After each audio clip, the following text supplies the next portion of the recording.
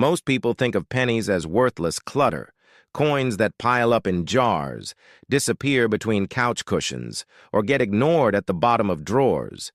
But hidden among these overlooked copper discs is one of the most astonishing stories in American money history. A story where a single 1-cent coin has sold for more than a luxury mansion, a private island, or a lifetime of wages. The Lincoln Wheat Cent, first introduced in 1909, is not just another old coin. It is a symbol of how small details, historical timing, and minting mistakes can transform the simplest form of money into a multi-million-dollar treasure. For decades, millions of Americans have unknowingly spent, stored, or discarded wheat pennies without realizing that some of them rank among the most valuable coins ever produced by the United States Mint.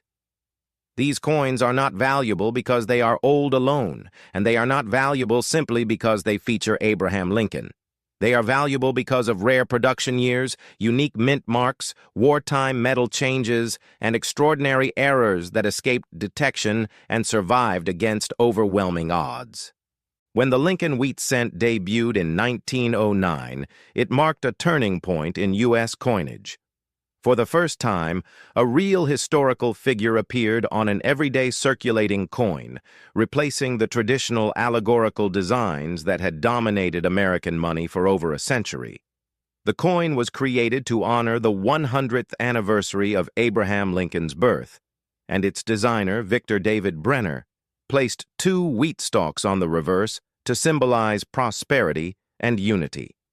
What no one could have predicted was that this humble design would one day produce some of the most famous and valuable errors in numismatic history. The early years of wheat cent production would prove chaotic, experimental, and imperfect, especially as the United States Mint struggled to meet demand, manage multiple facilities, and adjust to changing technology. These conditions created the perfect environment for rare coins to be born. As production ramped up across the Philadelphia, Denver, and San Francisco mints, subtle differences began to appear. Mint marks were punched by hand, dies wore down quickly, and quality control was far less precise than modern standards. Coins were struck rapidly, sometimes carelessly, and small variations slipped through unnoticed. In most cases, these differences meant nothing, but in a few extraordinary instances, they created coins so rare that collectors would later pay unimaginable sums to own them.